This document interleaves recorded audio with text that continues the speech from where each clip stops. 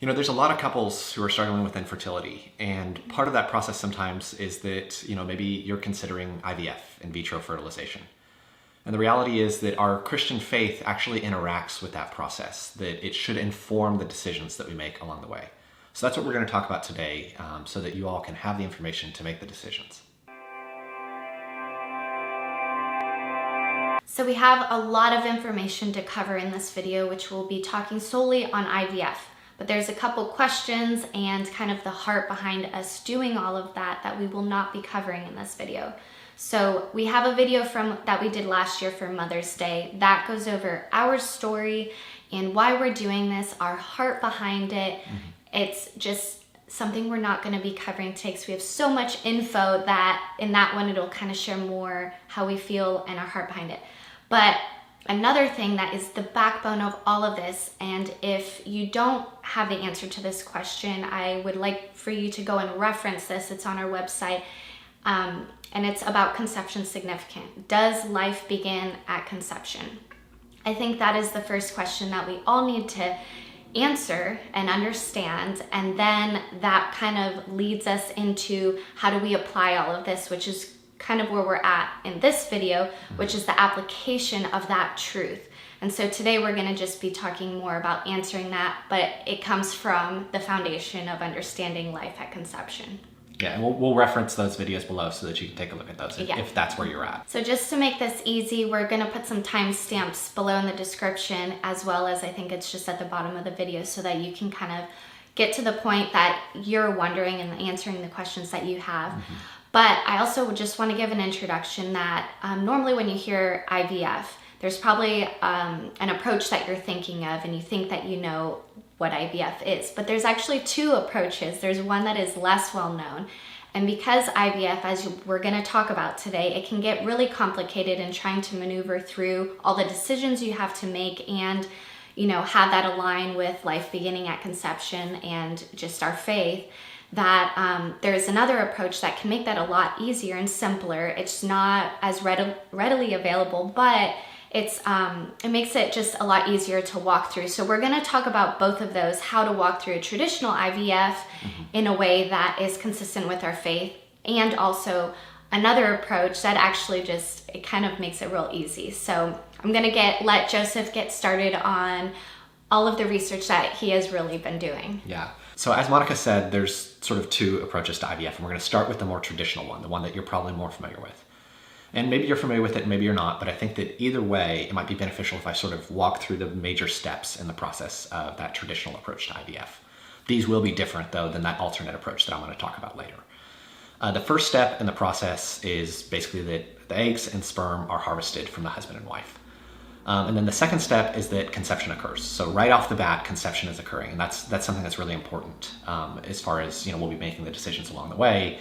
If you're starting off with conception, then you're starting off by conceiving multiple children. And then, what that means is that every decision after that point really matters. And so because this happens so early, that's why this process can get so complicated, because there's a lot of decisions that happen after that point. But basically conception occurs, and then those conceived children are allowed to grow and develop in sort of a clinical environment. Then once they reach a certain stage of development, once they reach that stage of being an embryo, then implantation occurs. So that some of those embryos are selected for implantation, and then the rest are frozen. And then after implantation, sometimes depending on the doctor in the clinic and the decisions that we make along the way, you might choose to implant multiple embryos. And for example, maybe if you chose to implant 3, then one of the sort of additional steps that might be suggested to you is what's called selective reduction, where, okay, all 3 implantations took, everything looks great, but that's too many babies to have at once. So let's use an abortion procedure, dilation and curettage, to remove one of those child from the womb. And then the last thing is that, after you're done with that first cycle of IVF, you still have these frozen embryos. And the question becomes, what do you do with them? And maybe it's that, you're ready for another round of IVF. And so you choose to thaw an additional embryo, implant, and have another child. But oftentimes what happens is that at some point in the process, once you've sort of finished through all of the cycles, you've had the children that you wanted to have, you still potentially have frozen embryos. And you have to make a decision about what do you do with those children who are basically still frozen at this point. in sort of a cryogenic state. And so you can see through this process that there's a lot of decisions that have to be made. And what I wanted to do was sort of start from the end and work our way backwards. Because really, I think that if you start from the right place, then you can make the decisions that make all of the other decisions easier. But I wanted to start with selective reduction and work our way backwards from there. What happens here is that sometimes, you choose to implant multiple embryos at the same time. And because, like, for example, if you chose to implant 4 at one time, that and somehow all 4 survive implantation. And sometimes, basically what happens is that you play a numbers game, assuming that some of them aren't going to survive implantation. But the problem is that then if all 4 do survive implantation, which at a certain level should be the hope, of course, because these are all conceived children, we want all of them to survive implantation, then it's unsafe for all 4 of them to continue in the womb. And so then at that point, someone suggests that you do selective reduction. The problem is that selective reduction is abortion. It's just another term for it. And, again, we're starting from the place of life begins at conception. And we've got other videos where we talk about if that's still a question for you. But in applying that truth, abortion simply can't be an option. It would absolutely violate, it would absolutely violate that position that life begins at conception. So that means that selective reduction can't be an option. There is good news, though, to the extent that what we can do basically is we can structure the decisions that come before selective reduction so that never really needs to be a decision. And the way that you do that is in choosing how many embryos you're going to implant at a given time. And what you do is you choose the number with all the hope in the world that the 2 of them, or if assuming that there's 2, would actually survive implantation. Or if it's just 1, then that the 1 would survive implantation. That whatever number you choose to implant is the number that you expect, hope, and pray will actually survive implantation successfully. So then at that point, whenever, the good news comes back that both of them survived implantation, then there's no need to do selective reduction because that was sort of the hope and the prayer all along. So like I said, it kind of eliminates the need for that step if you choose the right number going into it. And, that's, maybe you want twins. So maybe 2 is the right number for you. Maybe it's triplets, and there is a risk that you need to take into account. That's a risk that you should talk through with your doctor. I'm not trying to give medical advice here on at what point is there more risk that you shouldn't be willing to take on. But the point is that our heart should be oriented towards, I hope and pray and am excited to hear that all of these survived implantation. I would never consider selective reduction because it was always my hope and prayer that all of them would survive implantation.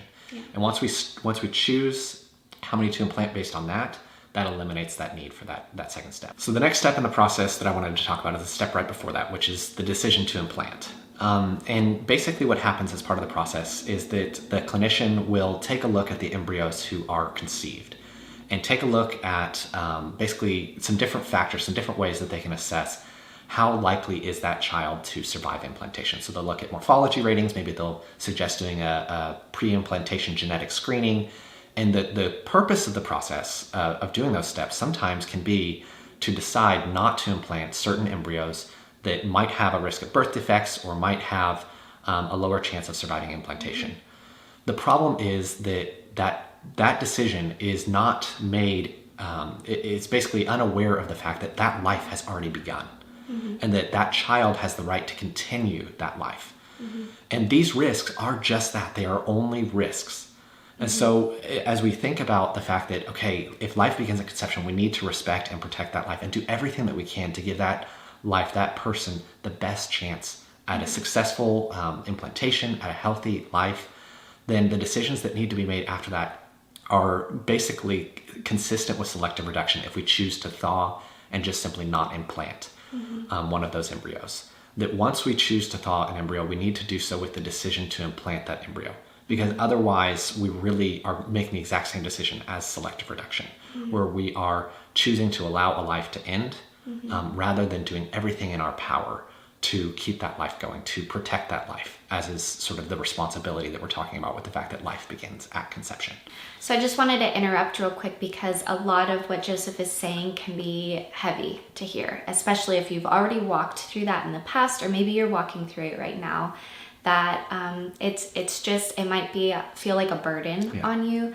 But I want to remind you, at the very end of this video, we're going to talk more about the heart of the matter, God's heart behind this, and a conversation that is filled with a lot of grace and help for you, and not to feel so heavy after all of this conversation, and so that you know more of our heart. Right. Like I said, right now we're just spitting out a bunch of information, and then we want to talk a little bit more about our heart. Yeah, for sure. I mean, like I said, or like she said at the beginning of this video, it's really, there's just a lot of information to convey, so I'm just trying to get that across, but we'll spend a little bit more time on that towards the end of the video. But as we think about that process of IVF, we've talked about selective reduction and what that decision means, and we've talked about the decision to implant and how we have to choose to implant any child that's conceived. But I want to take that step, that process, to the one step before that, which is sort of the critical step, I think, in the process, because of the fact that conception significance is so great, so important, that the decision around conception, how many, after you harvest the sperm and the eggs, how many children will you conceive? This is probably, I think, the most important conception. This is the most important decision that you make in the process.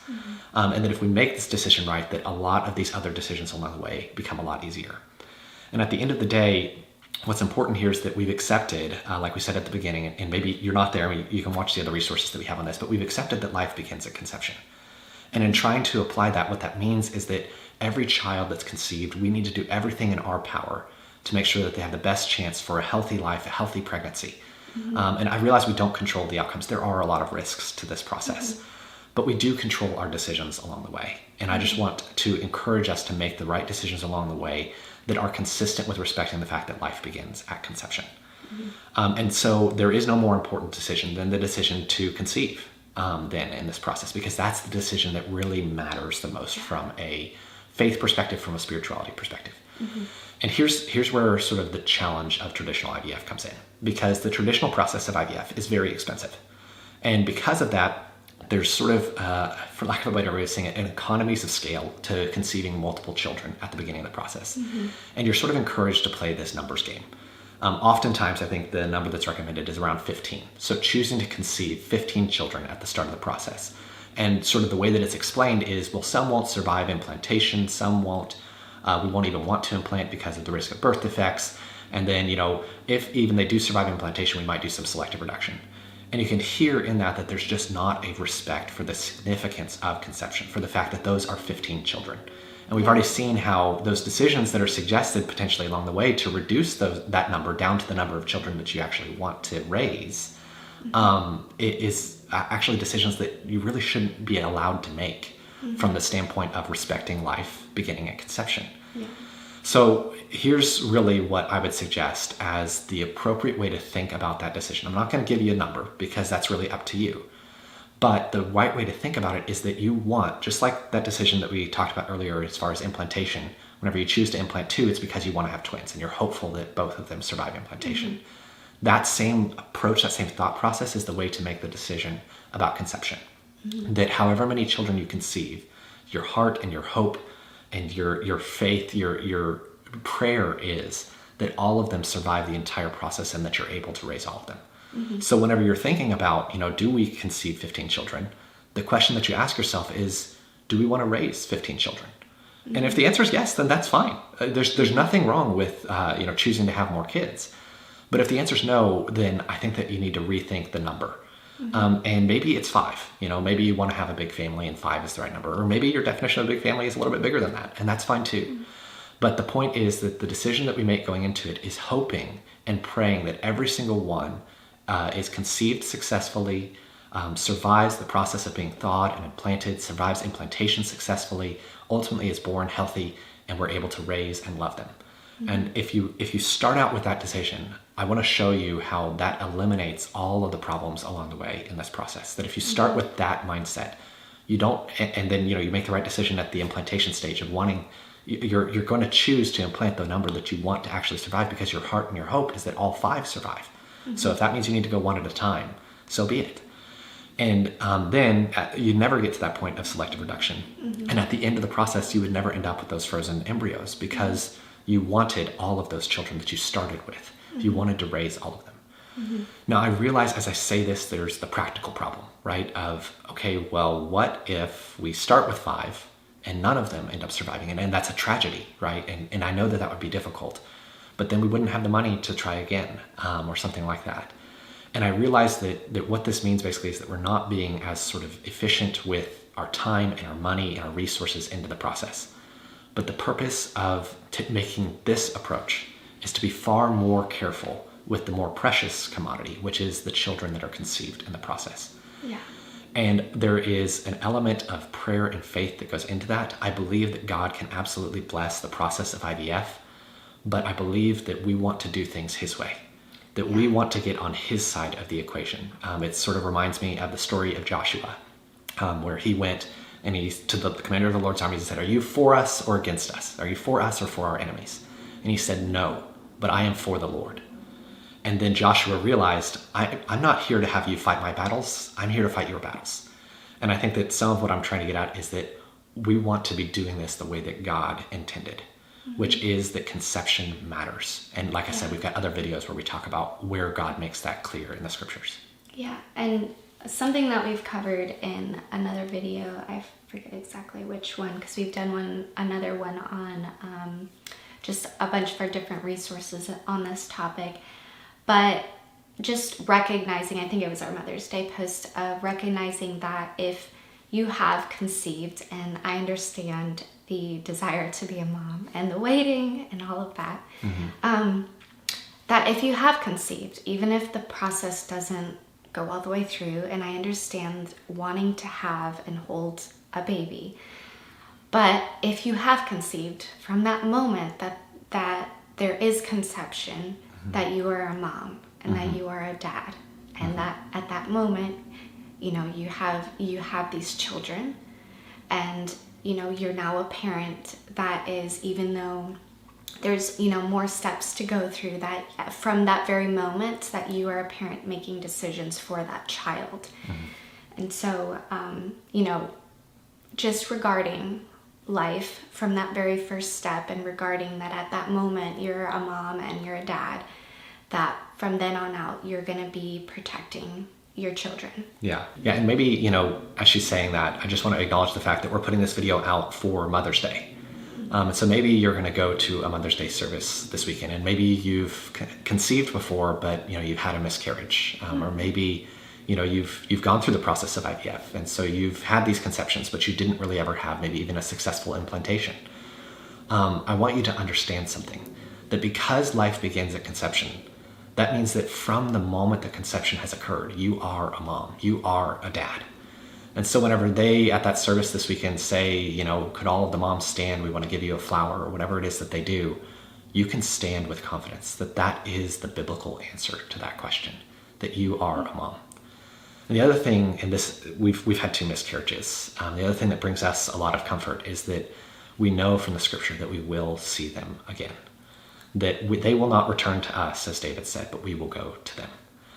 And so you can have confidence that whether it is that you went through this process of IVF and you were not able to have a successful implantation or a healthy pregnancy or able to deliver, that still means that there is an eternal life that was made there, and that you will see them again. And maybe you've just had a miscarriage, but I want you to know that you will see them again. And that you can have confidence in that. And I think that's sort of the point here, is that in making all of these decisions, we're taking our emphasis away from the here and the now and the natural, and instead trying to focus our decisions and make our decisions around what's important eternally from a more spiritual perspective. Now, I want to talk more towards the end of this video for couples who have gone through IVF, but maybe you're watching this video and you've started the process of IVF. You've already started with conceiving maybe more children than you intended. And maybe you've even been successful and you've had several healthy pregnancies. And now you're sitting there with frozen embryos and these frozen conceived children, and you're not sure, well, okay, this video is helpful if I had watched it maybe 6 months ago, but what do I do that I'm watching it now? I mean, how do we make the decisions with these frozen embryos, with these children who are still conceived but haven't yet been implanted? And I want to sort of walk through that process. Really, there's kind of 3 options that people would give you. The first would be that you can actually take those embryos and donate them to another infertile couple. This is a process that's called embryo adoption. And I want you to know that that's a legitimate option. That process of adoption that we could see after the child was born can be done before the child is born. And that the important thing is that decision is made with that same sort of rigor that you would do through the process of adoption, of making sure that child has the best chance for success. In other words, in terms of choosing what couple you might donate those children to, that you might allow those children to be adopted by, that you would know that they're not going to do selective reduction with those children, that they're not going to choose not to implant those children, that you know that you can be confident that those kids have the best chance at life, just like you would any of your other children. Yeah. The second option that there might be would be, and I know that this might sound a little scary, but choosing to have more kids than you intended. And I've realized that can feel overwhelming and feel a little scary. There's a verse that I maybe want to read to maybe encourage you a little bit that you actually can do this. It's out of Psalms 127, starting in verse 3. It says, "Behold, children are a heritage from the Lord, the fruit of the womb a reward. Like arrows in the hands of a warrior are the children of one's youth. Blessed is the man who fills his quiver with them. He shall not be put to shame when he speaks with his enemies in the gates." And you hear that phrase, blessed is he who fills his quiver with them. And I realize, depending on how many kids you still have, that you're making this decision about, it can be a little scary that, you weren't planning on having that many kids. But there is a blessing in Scripture for those who do have a lot of kids, that God intended this to be a blessing to you. And the third option that some clinics might present to you, that some doctors might suggest, is to simply allow those conceived children to thaw and not be implanted. And I want you to understand that because life begins at conception, because that is a life that has been conceived, that decision has the same effect as choosing abortion. That decision chooses to take a life that has been conceived, chooses to take a child that has been conceived, and allow them to pass. And there's a parenting article magazine that sort of talks through the parents who are in this situation and how did they face it and how did it affect them. There's a Duke University professor in there who said this: "When you're pouring your money, your heart, and your soul into creating an embryo, creating a life, the last thing that you want to think about is how you're going to dispose of it." And a study that was cited in that article found that 1 out of 5 couples who do IVF who are in this situation choose to keep those children frozen indefinitely, despite the cost of doing so. And there's so much confusion in the article about parents holding ceremonies whenever they choose to do that, parents describing a sense of loss but being unwilling to call it grief because of what that might mean. And there's just so much confusion here because at the end of the day, there is a reality to what's happening. Conception is significant. And whenever we ignore that, it causes us the sort of pain that's described in that article. And what I'm trying to do in this video is not trying to give you a bunch of rules or make you feel guilty about decisions or anything like that, or try to force you or guilt trip you into doing something. I'm trying to save you from the pain that's described in this article. I'm trying to save you from the pain that ignoring conception significance inevitably causes in our lives. Because we can't ignore the truth without experiencing that pain. So we want to acknowledge that some have chosen that third option. And first off, I want to start off that I have been there. I have made decisions in my past. We're going to talk about that in a video coming up that have led to loss of life, and I did not know. And so that is very heavy. It's very heavy when you find that there is conception significance and that the decisions we make can sometimes end a life. But with that, I also want to let you know and remind you that there is no condemnation for those who are in Christ Jesus. Yeah. That with decisions, any of our decisions in the past, there is full forgiveness. There's His mercy and His grace. There's His redemption. And that, moving forward, that we know that one day we will see all of our children again, as we said, that we have, lost 2 children through miscarriage, and that we know that they're in good hands, that they're with God and being taken care of, and that we will get to see them for eternity. Yeah. I mean, Certainly, I know how this can feel like it's rules and it's weighty and it's heavy, and that is not at all the point. That is not at all our heart. My heart is not to make you feel a weight of any guilt or condemnation or anything like that, especially one where you might feel like you need to be defensive or anything like that. That's not the intention here. We understand the challenges and the decisions that come along the way, and how there's a lot of confusion around what is actually happening. The scientific community tells you one thing, and that's why we went through the scientific aspects as well as the biblical aspects for why conception is so significant and why we know that life begins at conception, not just biblically, but also scientifically.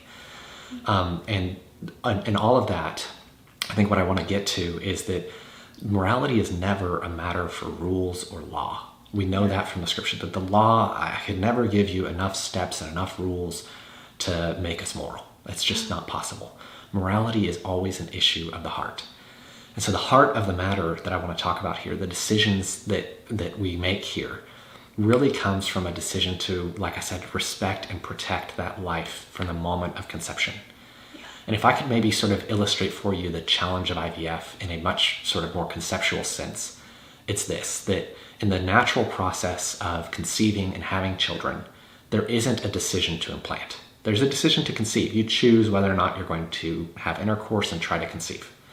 But then once you've made that decision and you've tried, and maybe, it wasn't successful, maybe it was, then once you've conceived, there is no decision that we make about implantation.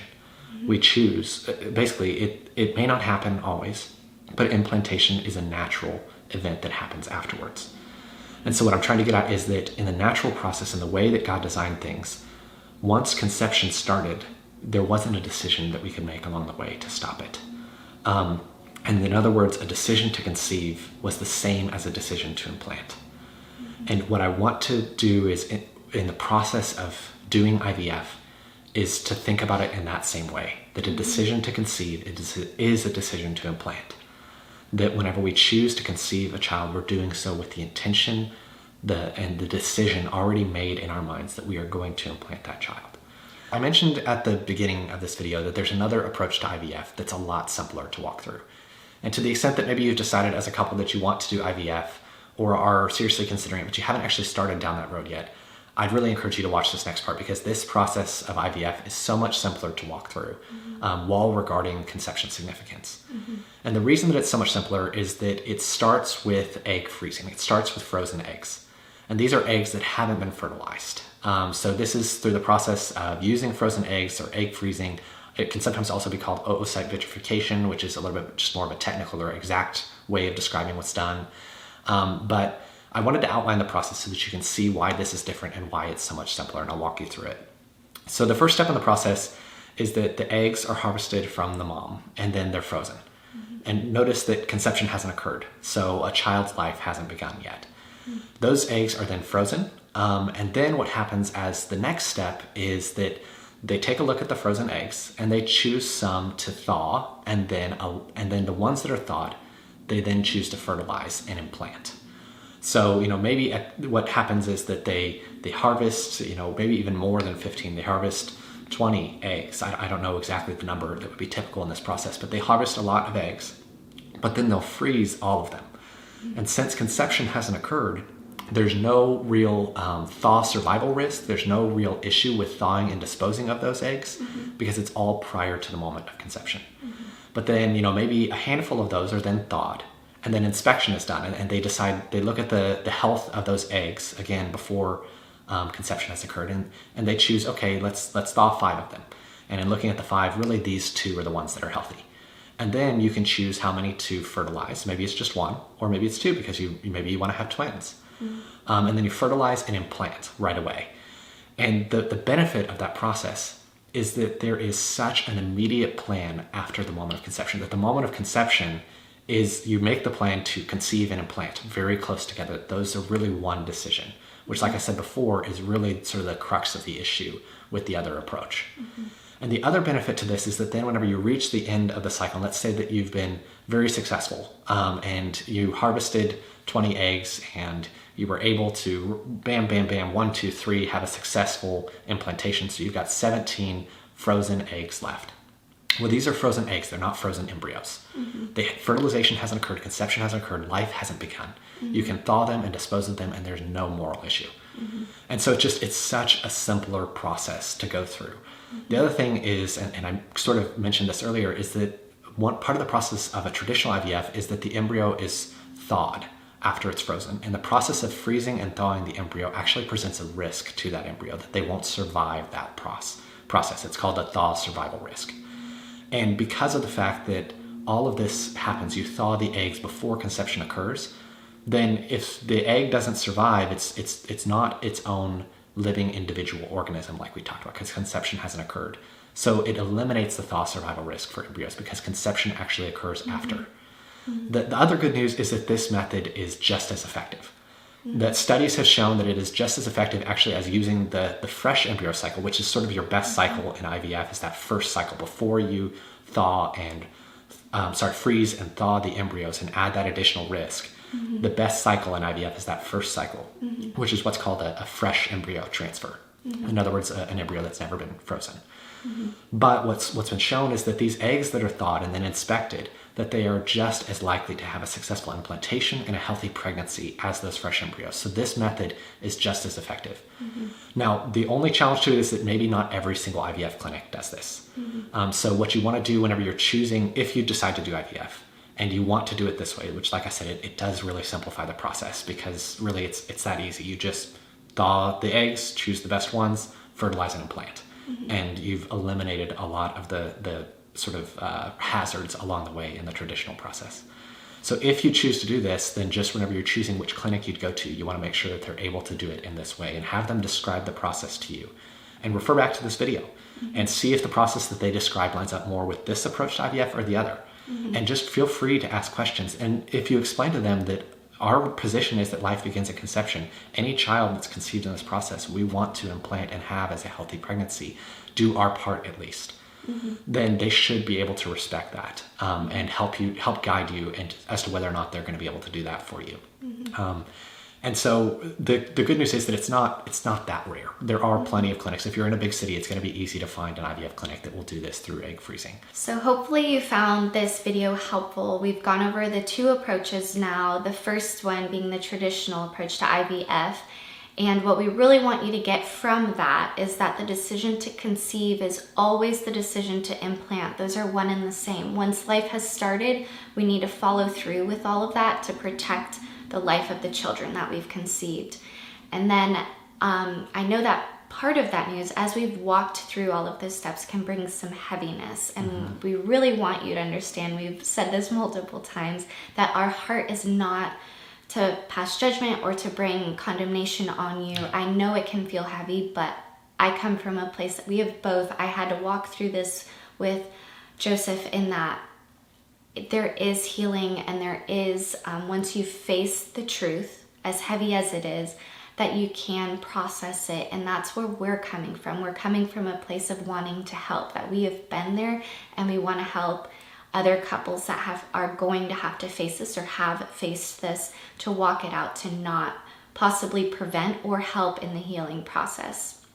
And then hopefully as well, that the second approach was really great news to anyone who is wanting to do this for another time or for the first time, that you see the simplicity, that you can harvest all the eggs that you want. It's not going to affect it. You can look at the eggs, pick out the healthy ones, and the process is just simple and easy. And then once you conceive, you can, start getting those babies and, start your family, and it's just simple.